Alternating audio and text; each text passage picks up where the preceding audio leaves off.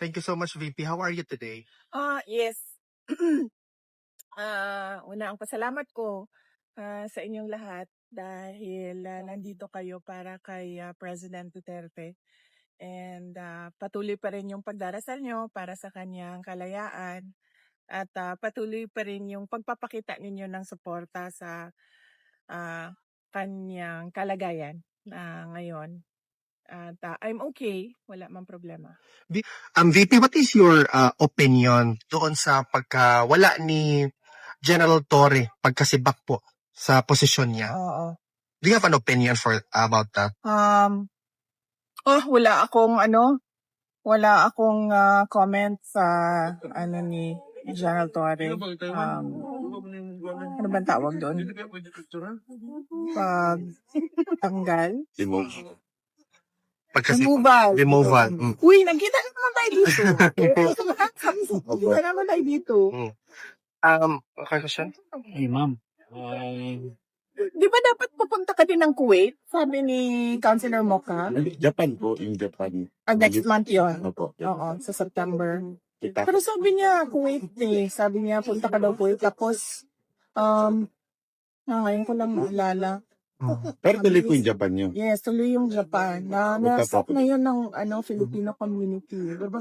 VP, on another question, Yes. what is your opinion doon sa sinasabi nilang extradition daw ni Pastor Apollo Kibuloy and Senator Risa Hontiveros already made a statement na dapat mag-cooperate to yung Philippines? Well, unang-una, nasabi ko na yan lahat kay Pastor Apollo Kibuloy, no, as early as the time na nag-privilege speech si Mings Nograles about the franchise. So, pumunta ako kay Pastor Apollo Kibuloy and then sinabi ko sa kanya yung nakuha namin sa loob ng House of Representatives. So, the plan noon was a franchise first, and then next is local cases para mahuli siya, and then dismiss the local cases, and then turn him over to the United States government for extradition. So alam yan lahat ni Pastor Apollo Kibuloy as early as the moment na nag-privilege speech si Migs Nograles. Ma'am, do you think karma yung nangyari kay Torres since siya yung dahilan kung bakit napunta dito si RD at saka si Pastor Kibuloy na tulong din? Sa tingin nyo, part ng karma sa kanya yun? Hindi ko kasi masabi kung karma ba yun o hindi kasi Diyos lang naman kasi talaga ang makakapagsabi no kung ano yung karapat-dapat para sa isang tao. So, siguro part lang yun ng journey niya sa buhay niya. Sometimes nandoon ka sa taas and then 85 days later, nandun ka sa baba. Ganun. Ma'am, okay ba? Yes. Ma'am, malaking issue po ngayon ang korupsyon sa bansa, lalo na ang pangingialam ng mga congressman sa pundo. Kung kayo po ang tatanungin, ano po ang dapat gawin upang maputol po ang ganitong kalakaran at maramdaman ng mga Pilipino na nagagamit ng tama ang budget?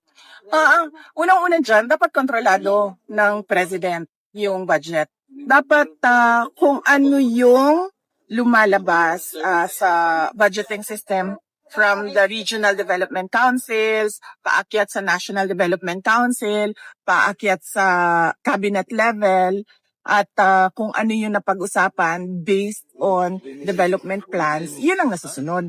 Dapat alam talaga ng Pangulo kung ano yung laman ng budget. Pangalawa dyan, dapat hindi pumapayag ang Pangulo na pakialaman ng legislators ang budget.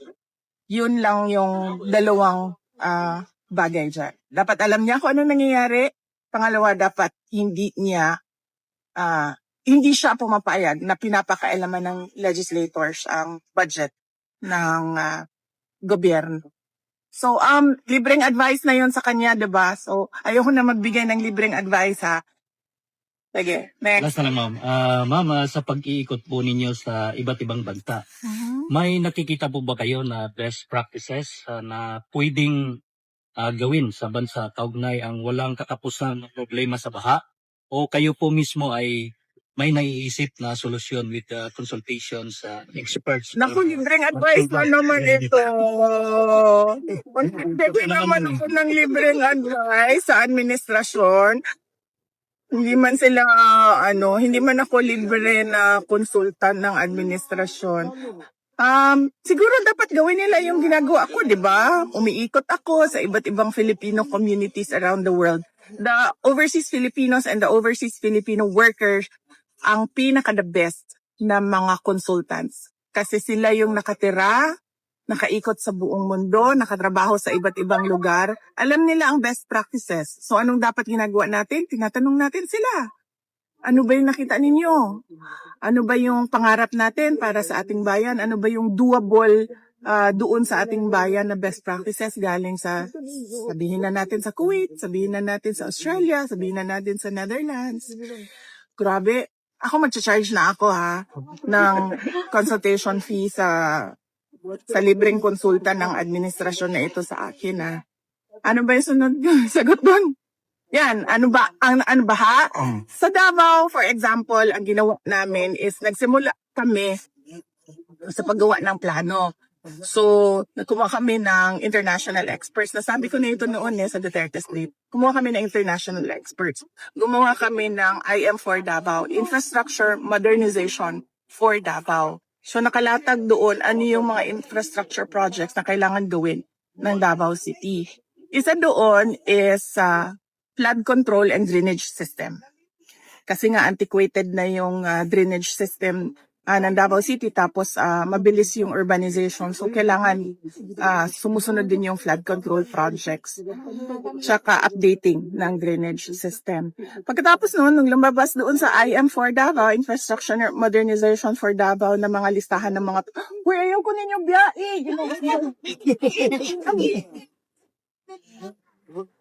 Last question. Yes. Last question.